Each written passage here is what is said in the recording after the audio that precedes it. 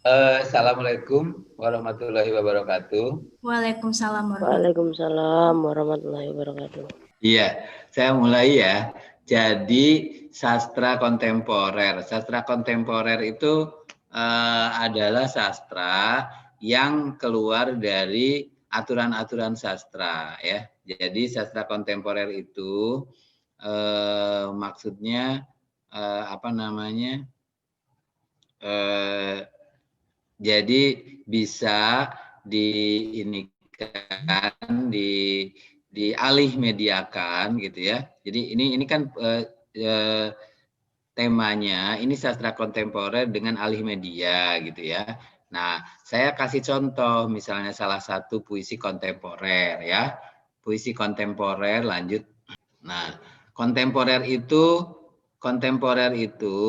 artinya puisi yang keluar dari dari kata-kata, dari makna, dari apa namanya? Dari ya kalimatnya ya. Jadi puisi kontemporer itu artinya kekinian atau modern ya. Jadi kalau misalnya puisi itu mau dialih mediakan, nah itu puisi sangat ini sekali, sangat banyak sekali ya. Aturan zaman dulu berkembang sesuai zaman sekarang, modern. Jadi puisi kontemporer itu dapat diartikan sebagai puisi yang bebas dari kungkungan makna leksikal ya.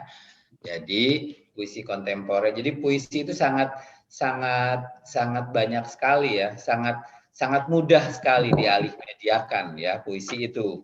Ya, jadi karya sastra yang lain juga banyak ya. Selain puisi itu kan ada novel ya, ada itu novel-novel yang kontemporer sekarang banyak sekali.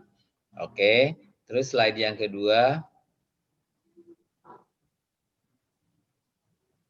Nah, puisi kontemporer adalah bentuk puisi yang berusaha lari dari ikatan konvensional puisi itu sendiri. Misalnya puisi yang dulu gitu ya, AA, BB gitu ya, atau ada AA, AIU, AIU, AIU, nah gitu ya. Nah ini keluar dari sana. Terus ada tiga gitu ya. Nah ini keluar dari sana, baris-barisnya juga keluar dari sana ya, puisi kontemporer itu. Jadi puisi kontemporer itu adalah puisi yang apa namanya sangat di ini apa puisi kontemporer itu sangat enak, sangat banyak ya, sangat banyak peminatnya untuk dialih mediakan begitu. Terus yang ketiga, nah, ciri-ciri puisi kontemporer bentuknya itu pasti tidak seperti puisi biasa ya. Puisi biasa misalnya ada satu baitnya tuh empat gitu ya. Nah, itu tidak seperti itu puisi kontemporer tuh ya. Ada 7 larik gitu ya, 7 larik, 8 larik, 9 larik gitu ya. Jadi seenaknya aja ya puisi kontemporer itu seperti seenaknya gitu ya. Pada umumnya bertemakan kritikan. Nah, kritikan terhadap sosial, terhadap ekonomi, terhadap politik ya. Terus maknanya sangat sulit ditangkap. Nah, ini maknanya sangat sulit ditangkap itu maksudnya maknanya itu banyak ya, maknanya itu banyak, maknanya itu tidak satu gitu. Ya, seringkali mempermainkan kata di dalamnya. Jadi kata-kata itu dipermainkan di dalam puisi kontemporer. Puisi kontemporer seringkali kata-kata yang kurang memperhatikan bahasa, memakai kata-kata kasar, ejekan dan lain-lain. Memakai ejekan, memakai kata-kata kasar, begitu ya. Lanjut. Nah, ciri-ciri puisi kontemporer, tipografinya bebas, bisa berbentuk benda atau yang lainnya, ya. Tipografinya itu bebas, bisa berbentuk benda atau yang lainnya. Kalau misalnya di musikalisasi puisi, nah itu memakai sapu, memakai gitar, memakai apa, nah itu ya, mengabaikan gramatika bahasa. Gramatika bahasa sudah tidak dipatuhi lagi, sudah tidak sudah tidak digunakan lagi. Ada permainan kata, menggunakan kata-kata yang lugas. Kata-katanya itu lugas, ya. Kata-katanya itu ada ejekan juga, gitu ya. Nah, itu puisi kontemporer di dalam alih media gitu ya. Oke, lanjut. Nah, puisi kontemporer, puisi beling, puisi tipografi, puisi yang menentang idiom-idiom, puisi yang membalik-balikan struktur kata, puisi yang banyak menggunakan simbol daripada kata-kata atau kalimat, puisi konkret, puisi mantra, kemudian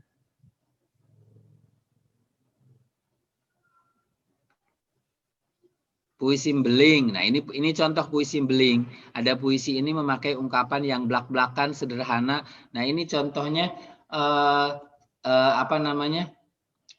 Akhir katanya itu kan nggak sama kan akhir kata. Jadi bebas puisi beling itu. Ya, sebuah perintah serbu. Nah, itu ya. Kota ini dengan batu. Ini kata-katanya itu, kata pertamanya itu 1, kata keduanya itu 1, kata ketiganya itu 4, kata keempatnya itu 3, nah gitu ya. Kata kelimanya itu 2. Nah, itu terserah ya, puisi kontemporer ya. Ini menghiraukan diksi konvensional ataupun bunga-bunga bahasa. Biasanya mengungkapkan kritik pada kehidupan masyarakat tetapi dengan cara yang lucu dan tak berusaha terlampau berat begitu ya. Lanjut. Puisi tipografi ini adalah puisi yang lebih mementingkan gambaran visual dan dari puisi tersebut. Gambaran visual. Dalam puisi tipografi, seorang penyair berusaha mengekspresikan gejolak hatinya dengan lebih menonjolkan lukisan, bentuk dari puisinya di samping melalui kata-kata tentunya. Ya, oke, lanjut. Puisi yang menentang idiom-idiom, ya.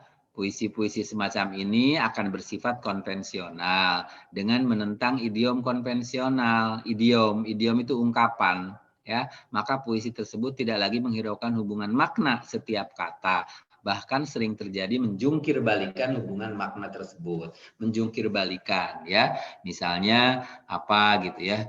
Makna kata lampu hijau, ya, lampu hijau, lampu kuning gitu ya. Amplop buat uang gitu ya.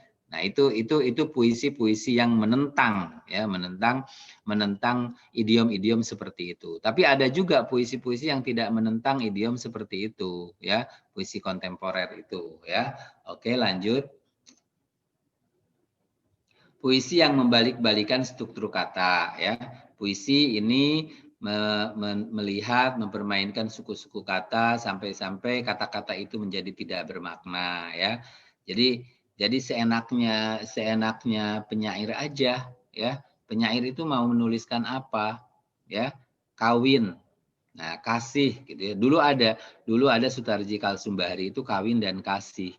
Jadi Winka dan Sihka itu kawin aja terus ya. Tapi jajarannya jadi kawin. Jadi begini. Nah, begini seret begitu ya. Tidak seret, tidak segini tidak ya. Kawin Winka dan Sihka itu karya Sutarji Kalsumbahri. Coba lihat ya. Kalau mahasiswa sastra Indonesia pernah melihat puisi Sutarji Kalsumbahri ya. Oke, lanjut. Nah, ini puisi yang banyak menggunakan simbol daripada kata-kata atau kalimat. Ya, jadi begini aja terus ya. V.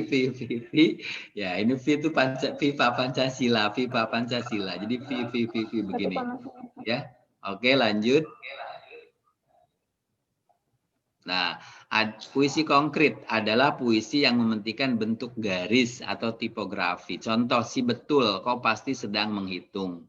Berapa nasib lagi tinggal sebelum fajar terakhir? Nah, ini banyak ya katanya, berapa nasib lagi sebelum fajar terakhir. Kau tutup di kau, maka ini lengkaplah sudah perhitungan. Di luar akal dan angan-angan di dalam hati kita. Tentang sesuatu yang tak bisa siapapun menerangkan pada saat itu kau mungkin sedang. Betulkan. Dibetul itu apa ya? Jadi itu mementingkan garis atau tipografi, puisi konkret. Lanjut. Puisi mantra menggunakan kata-kata yang digunakan dalam bentuk mantra. Hai tok mambang putih. tok mambang putih, yang diam di hutan dan matahari, melimpahkan sekalian alam asalnya pawing, menyampaikan sekalian hajatku, melakukan kehendakku. Assalamualaikum. Assalamualaikumnya kenapa di terakhir ya, tidak di depan gitu. Ya, assalamualaikum. Assalamualaikumnya itu tidak di depan, tapi di terakhir. Ya, hai tok mambang putih. Ini artinya apa? Ya, artinya itu apa? Tok mambang putih. Ini artinya apa? Ya, nah ini yang ngerti itu yang bermantra itu. Ya, yang bermantra itu misalnya dukun gitu ya, atau misalnya orang-orang pawang-pawang gitu ya. Nah, itu yang mengungkapkan puisi mantra ini ya. Atau kalau kamu mau berpuisi mantra ya nggak apa-apa. Ya, silahkan kamu berpuisi mantra ya. Oke, puisi mantra kemudian lanjut. Nah, oh ini ya kawin. Nah, ini saya tulis begini ya, tragedi Winka dan Sihka ini tuh ditulis ini tidak seperti Sutarji Kalsumbahri yang dari kanan ke kiri, dari kiri ke kanan, dari kanan ke kiri, dari kiri ke kanan gitu ya. Sutarji Kalsumbahri seperti itu.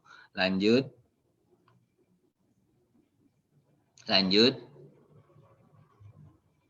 Nah, ini. Sajak tersebut hanya terdiri dari dua kata, kawin dan kasih yang dipotong-potong menjadi suku kata.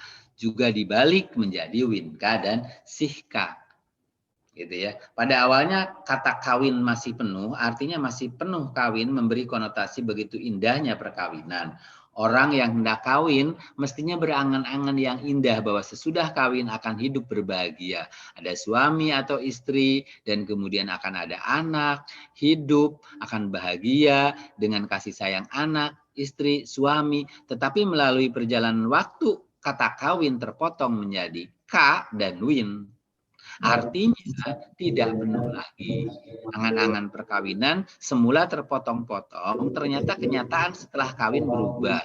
Dalam perkawinan orang harus memberi nafkah, ada kewajiban-kewajiban, ada anak yang harus dibiayai, bahkan sering terjadi pertengkaran suami istri, harus membiayai makan, pakaian, sekolah anak-anak. Nah, ini semuanya pokoknya. Ternyata perkawinan itu tidak seperti yang diharapkan, yang penuh dengan kebahagiaan. Segala berjalan lancar, tapi penuh dengan kesukaran. Terbalik artinya kawin jadi winka, kasih pun terpotong-potong menjadi ka dan si, yang kehilangan artinya menjadi sih saja. Nah, bahkan istri atau suami menyeleweng. Terjadilah tragedi Winka dan Sihka. Kembalilah dari angan-angan kawin dan kasih yang pada mulanya diangankan akan penuh kebahagiaan gitu ya. Itu ini apa namanya? Tafsir dari kawin ka dan win ka si. Nah, itu tafsirnya dari semua puisi itu ya. Tapi ini tidak diceritakan kepada Sutarji Kalsumbahri, tidak tahu ya. Ini kita aja. Oke, lanjut. Nah, mengidentifikasi tema puisi kontemporer saat sebelum berangkat, karya Sapardi Djoko Damono. Ini ya. Ayo, lanjut. Berjalan di belakang jenazah, sehabis mengantar jenazah. Lanjut. Dalam puisi Sapardi Djoko Damono yang terdapat di puisi Dukamu Abadi, terdapat pertautan tema yang membicarakan tentang maut. Sapardi Djoko telah membangkitkan kesadaran pembaca akan kematian dan selubung rahasia akan kematian itu sendiri. Gitu ya. Tadi puisi yang di atas tadi ya. Ini penjelasannya. Lanjut. Memahami isi dan maksud puisi kontemporer Solitude. Yang paling mawar, yang paling duri, yang paling sayap, yang paling bumi, ya, yang paling pisau, yang paling risau, yang paling nancap, yang paling dekat, paling samping, yang paling kau, ya. Nah, ini juga memahami isi dan maksud puisi kontemporer, ya, yang paling mawar air, yang paling duri ini tidak terdapat apa namanya rumus puisi tertentu. Rumus puisi tertentu itu apa? Nah, ini tidak ya. Ya udah ditantang aja ini mah. Ya, oke, lanjut. Yang paling mawar, artinya yang paling mempunyai sifat-sifat seperti mawar, yaitu biasanya warnanya merah cemerlang, menarik, indah, dan harum. Jadi kesunyian itu mempunyai sifat yang paling menarik, indah, serta harum. Yang paling duri, artinya paling menusuk, menyakitkan, menghalangi seperti duri. Yang paling dekap, ialah yang paling mesra seperti orang mendekap. Begitulah kesunyian itu, dan di samping sifat yang paling itu adalah kau, yaitu Tuhan. Jadi bila orang dalam keadaan yang paling itu, orang akan teringat atau melihat Tuhan. Jadi puisi kontemporer itu paling banyak sekali di musikalisasi puisi ya oleh orang-orang yang yang suka dengan puisi, begitu ya. Oke, dari saya seperti ini. Mbak Eri, terima kasih. Assalamualaikum warahmatullahi wabarakatuh. Waalaikumsalam warahmatullahi wabarakatuh.